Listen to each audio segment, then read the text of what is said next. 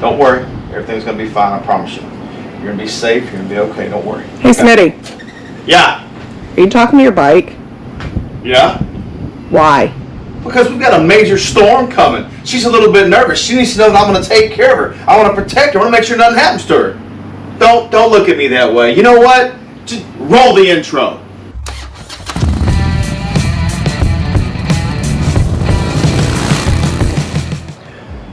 What's up, y'all? Big Smitty here, and at the time of me filming this, and by the time you see it, it'll be about a week out from Hurricane Laura, but we're less than 12 hours away from Hurricane Laura making landfall about 40 to 60 miles from where I live. So today's video is going to be a quick talking head video because don't have time to ride. As you can see from my garage from the first scene, we had to take everything outside that could be a projectile to go through a window or cause damage to our home, and we had to put it in the garage. So anyway, real quick today, I want to talk about one thing that I did recently on the bike that after reading a few of the forums and reading a few things, and after having one of my own experiences, I wanted to share with the Valkyrie riders and with the Harley riders, or really any kind of motorcycle, something that could help you out. So I just purchased a skid plate through Amazon. Now it's a show chrome accessory skid plate. It cost me roughly 60 bucks to have shipped to me. You might be saying, dude, what do you need a skid plate for, and why'd you buy a skid plate? Well, the reason for the skid plate was on the there's a F6C. If you don't know about it and you're a Valkyrie rider, the Valkyrie Riders forum is called the F6C forums.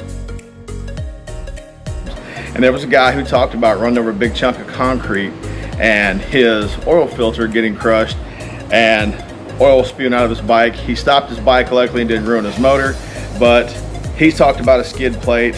And of course, being a hypochondriac like I am, I started thinking, well, maybe that might be a good idea for me to look at. So got on everywhere and looked, couldn't find one locally, so went on good old Amazon, and for 60 bucks, the show chrome piece. Now, what it does on the Valkyrie's motor sits exposed. The oil filter sits in the front. And I have had chunks of concrete and things come by me close enough that it made me nervous enough to think about some protection. After reading that post, and after seeing a post of a Harley guy who was on a Sportster who hit a big chunk of concrete right over here off 225, a road close to us, and basically cracked the front of his motor, the oil leaked out as he was riding. He didn't realize it. He tried to get pulled over, and the motor seized up and burned up on him. That really sucks. So to me, that little added piece of protection. Now, you can find them for upwards of $250 and all the way down to the $60 version I bought. I've seen some for the Sportsters and Softails from different companies, anywhere from around $115 to close to $300. I'm going to post a couple of pictures and links of that.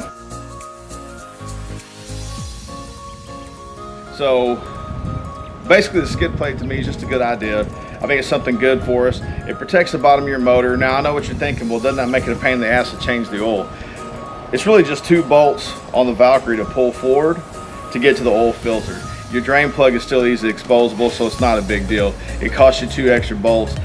The install is pretty simple. There's 2 bolts on the sides that you loosen, put the skid pan on, tighten the bolts down. Now, eventually I'm gonna do a review vid of it and show exactly how I put it on, but today, no room in the garage, getting prepared for a storm, couldn't do that.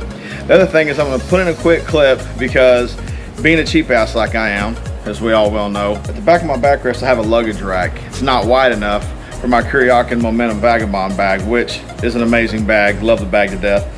But my bag was getting crumpled. So I did a quick, easy, cheap mod that I'm gonna show you right now. Kuryakin Momentum Vagabond bag.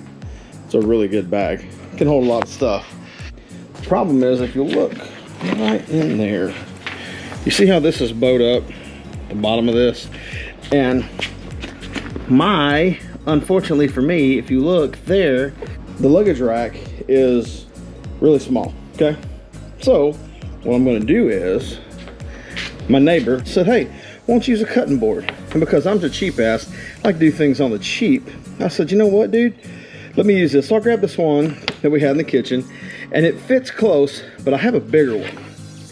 What I'm gonna do now is I'm gonna mark this, and I'm going to cut this with the Dremel. The reason I'm doing this is because I'm not gonna waste and spend money on a piece of sheet metal or to add to a bigger bracket when I can just brace the bottom of the bag and quit worrying about that. Anything I can do on the cheap or on the fly to keep me from having issues, that's what I do. So this is gonna be one of those kind of deals where I use my cheapness and my white trashness to save me some money. So that's why I'm gonna go ahead and cut this. So I'll see you guys AD, or as I would like to call it, after Dremel. All right, so now I went ahead and cut it, trimmed it up a little bit. So now not only did we add a little bit of form to the bottom of the bag, we took some of the crush out. Even looking from here, you can see where the bag is straighter. Now, look, that's nothing more than me cutting a cutting board. That's really all I did. I cut the cutting board on this end, wedged it in there, I measured it, but the bottom is not crushed nearly like it was. In fact, it's flat. And I can fit my stuff in there and have the bag actually sit straight. I've been contemplating this thing and how to handle this bag because, dude, seriously, this bag is awesome. But it's one of those things where I had to get it fitted right, and by golly Wally, we got her fitted right. A little bit of white trash biker ingenuity and a redneck neighbor who said use a cutting board instead of sheet metal because it'll never rust, and the use of my wife's Dremel. Hey, worked out. You gotta have, sometimes you have to step outside the box. Think thoughts that other people don't think and do things other people don't do that sounds kind of crazy, because guess what? The shit just might work. And I got lucky enough that this actually worked. As you can see, very simple mod. Took a cutting board at the bottom of the bag. The bag's holding straight still. It's full of stuff. You don't have to spend a lot of money in order to make things work. Sometimes you have to do what's best, you know, what's cheapest. What's cheap is not always best, but in this case, it was a very simple solution versus trying to either find a wider luggage rack or drill into that one or anything else. And you know, with 4 kids and people who want to drive cars and go to college, sometimes cheaper helps you out. Anyway, back to the Hurricane. By the time you guys see this, it will hopefully have passed. We won't have any damage, but I want to go ahead and get a video made today just in case I don't have power or Wi-Fi or any of those important things that I'm going to need to make these videos. So hopefully everything will be fine, but we're about 40 to 60 miles from where the hurricane's going to hit, so hopefully we'll be good. Anyway, I just want to say, hey, thanks for watching the video. Make sure you hit the subscribe button, hit the like button, leave a comment. Again, this is a shorter video, guys. I'm sorry, but didn't have a lot of options with the hurricane things going on. So I want you to have a great day. Let's try not to be assholes to each other. And I'll see you next time. Oh, and Larry, just for you. Hey guys, see you next time.